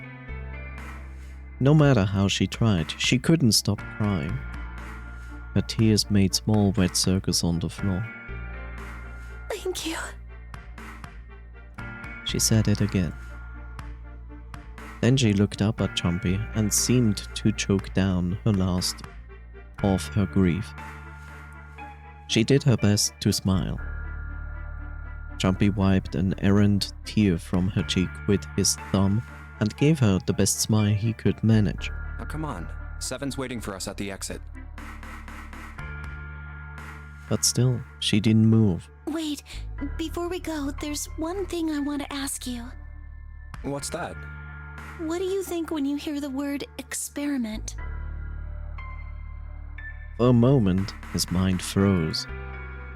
Then he came back to his senses and realized the word meant nothing to him aside from the dictionary definition. What? Oh. I guess it was just a coincidence then. I mean, that you knew about the four-leaf clover. Look, I'm sorry. I don't want to be a jerk, but you are making less than no sense right now. Oh, no. It's nothing. Just forget about it. Oh, don't give me that. You really think I could just drop this? What is this experiment you were talking about? Clover looked away. The four-leaf clover was still in her hand. She stared at it for a long moment, then finally spoke. You promise you won't tell anyone? Cross my heart. Really? Really? I can trust you, right? Of course you can. Clover slipped the four-leaf clover in her pocket. Cloverly. Her eyes still red from crying, she looked at Jumpy. Okay then, I'll tell you. I'll tell you what happened on this ship 9 years ago. Wait. On this ship? Yeah, this ship. He was entirely lost. He had 1,000 questions, but it was probably best, he thought, to save them until Clover had finished. It was an experiment to test some sort of psychic thing. Communicating through these fields that you can't see. Fields that you can't see? He'd heard something like this before. Clover nodded. Like, think about this. She pointed at the operating table. On top of it was a somewhat mismatched medical mannequin whose parts had been swapped with another mannequin. This is John, right? But is he really John? Huh? All Jumpy could think was she finally completely lost it. Isn't this like Locke's socks? Or the ship of Theseus? Jumpy grew even more confused. He'd never heard of either of those things, although they sounded smart. I'll be honest, I also don't know anything about those two things. You don't know? You haven't heard of those paradoxes? Nope. No? Jumpy shook his head. Really? Clover laughed. Okay, well pay attention then. This is how Locke's socks works. Let's say I've got a pair of socks. They're my favorite socks. One of them gets a hole in it. What would you do if that was your sock, Junpei? Yes, Vilnois, what would you do? Or Coffee or Epitune, feel free to choose. Choose your destiny now. Round 1. Fight. Throw it away so there wouldn't be a paradox. But you go at this with the information that it would create a paradox. You don't know at that moment.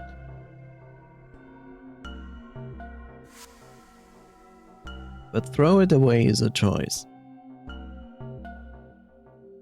Any other voices? Any other input?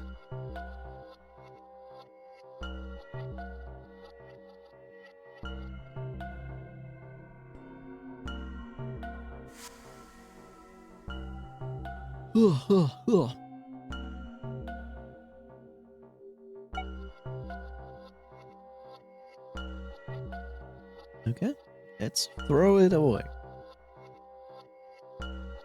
Yeet.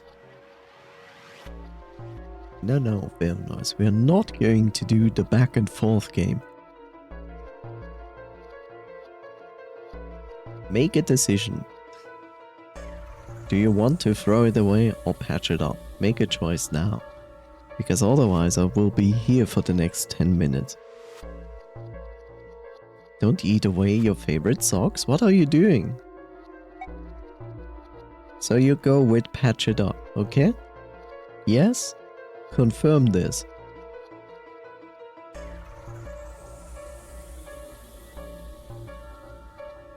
But we don't want a paradise.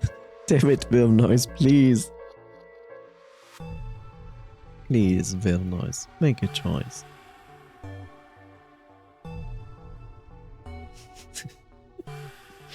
We don't want a paradox. Time to throw the sock away. Still can keep the other one.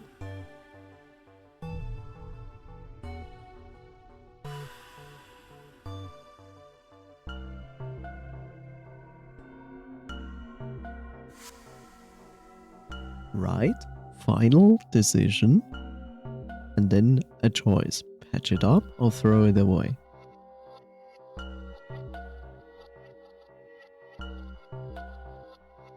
Either option is fine, but the second one is funnier even though. Good.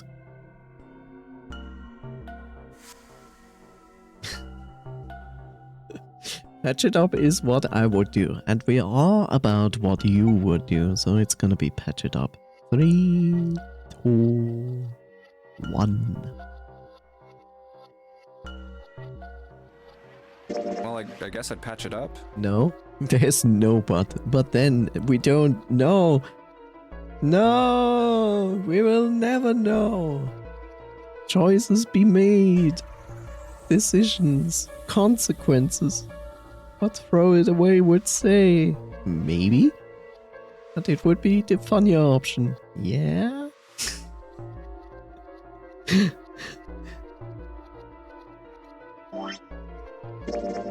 Look, flowchart wise we are here, so in the worst case we can go back to this room.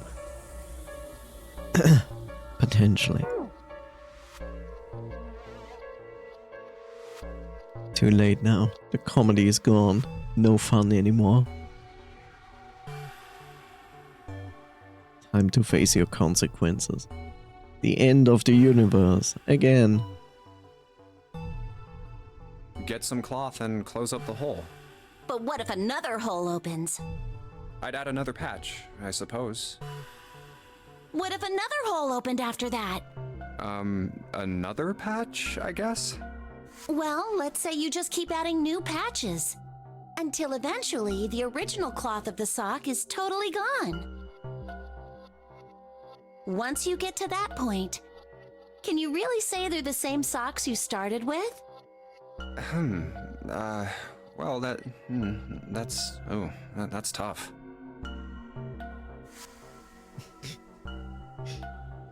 And here the paradox of new socks, old socks. Jumpy crossed his arms. So, that's the locked socks thing? Yeah, the ship of Theseus is a lot like it. The ship of Theseus. If you keep fixing the damaged parts of a ship, eventually it ends up with none of the parts it started with. Can you really say that ship is the same one you started with? And what if you took all the old parts from the first ship and built another one somewhere else? Then which ship is the real ship of Theseus? The one you repaired, or the one you built with all the original parts? It was an interesting question. Clover could see Jumpy was intrigued. Hey, do you think it's the same? What's the same? These guys. Is this John, or is it Lucy now? Jumpy looked at the operating table again. Mannequin full of body parts from a different body. Clover had been right. It was just like Lock's socks and the ship of Theseus. The part of the body that holds a person's identity is the head. Of course, for many hundreds of years, conventional wisdom had held that a man's identities resided in his heart or any of a number of internal organs. And here they had both. John's head and heart are both his. But apart from those and a single arm, the rest of his body was once Lucy's. Was that mannequin really John? We're just like these mannequins. She looked at Jumpy again. Think about it. The cells in our body change every day. Old ones die and new ones are born. Maybe part of my arm is made of stuff from a fish I ate once. Or maybe part of your right side is made from a cow you ate. If you take it a little further, those cows and fishes are made from something else too, right?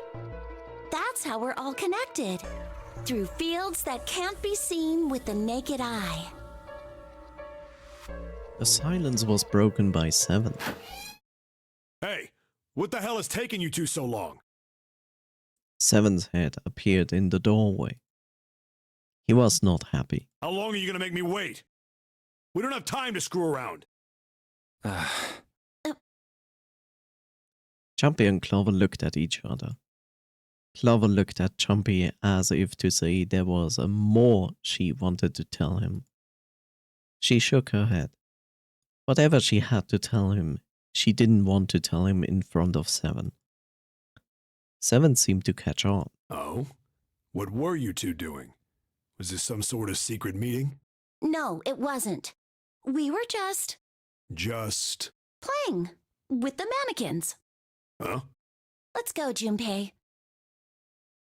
Moving a little bit too fast to be entirely innocent, Clover headed toward the exit. Seven stared after her, then turned to Jumpy with an amused expression. Playing with mannequins, huh? Didn't know you were into that kind of thing, Junpei. You're a dick. Jumpy dashed past him and traced Clover's path out of the door. With a short laugh, Seven followed. They stood in front of the door. Jumpy took out the Jupiter key. All right, I'm gonna open it now. Is that cool?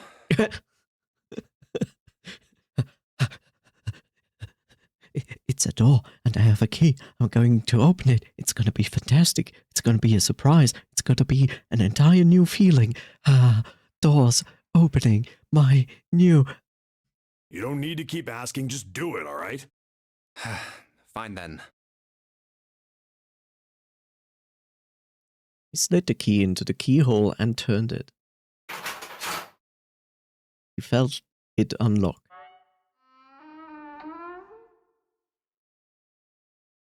The door opened with a soft, melancholy creak. Beyond it lay a simple white hallway. There was no fanfare or confetti. Obviously, there was no one there to applaud them. They simply walked through the door. That was it. That was the purpose of the door. So we passed the door to use its purpose and gave the door purpose in life. All right, let's get going. Hey, man, what's up with you? You're so serious, you know? Can't you sound more happy, get a little excited? Yay! We made it through the door. Mr. Krabs? Not really. Jumpy turned away from Seven and took his first step down the simple white hallway. In simple manners. My brother might be dead. I'm going to be next. Clover had told him only a few minutes before that her brother was probably dead and she was likely to follow him. Like hell I can. Not after hearing something like that. You found it! You solved Blue Clues.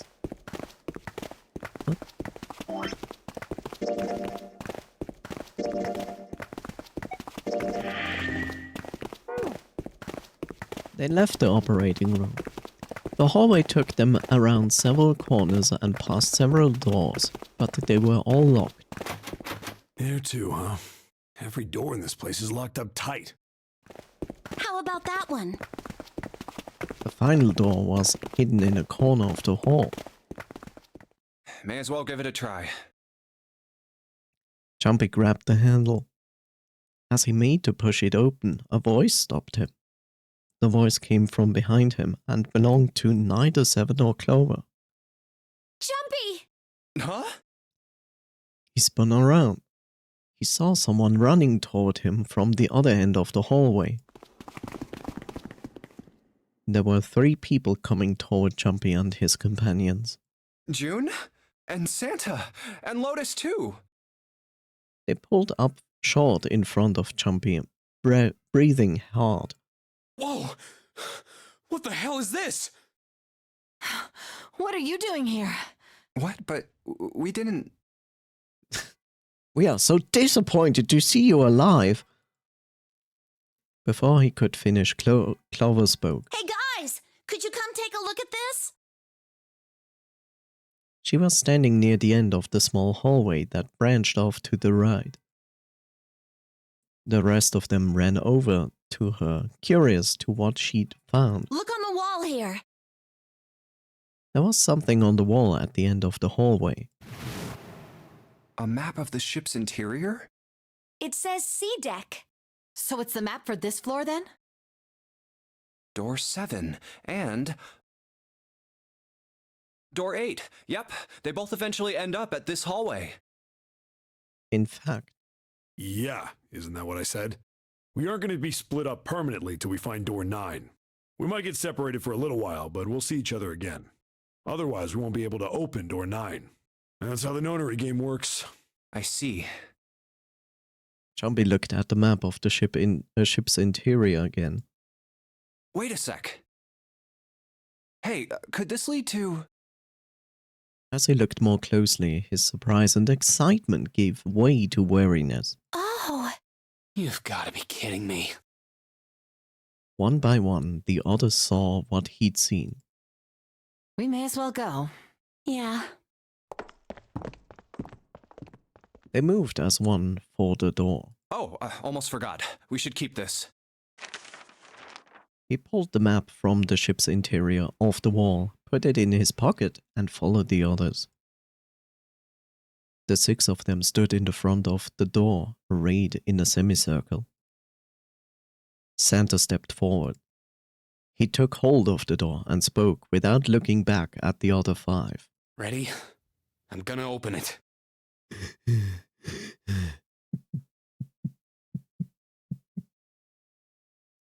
Slowly, all 5 nodded their silent assent. With a deep breath, Santa threw open the door, and he won a car. It's amazing, and he's driving off. Bye, Santa.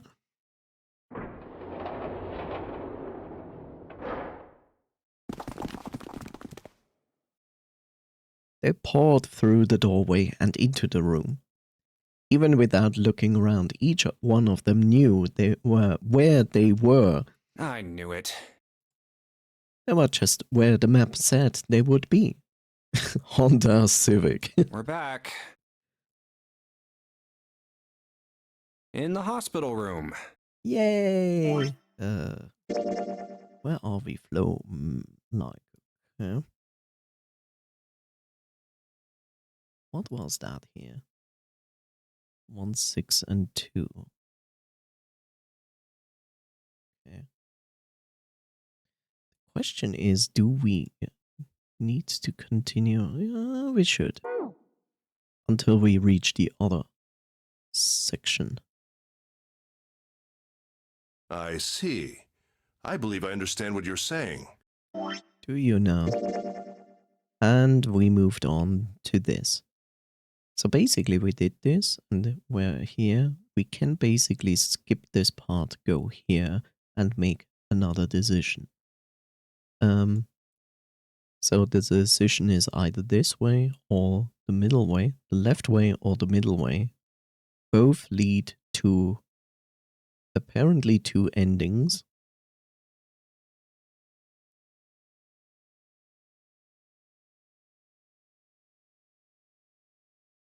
Last time we chose door number 2. So it's a question about door number 1 or door number 6.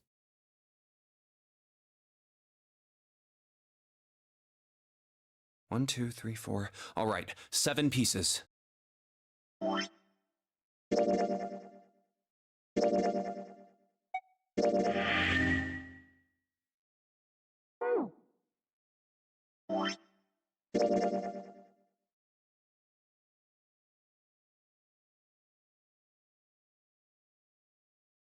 So 1 or 6.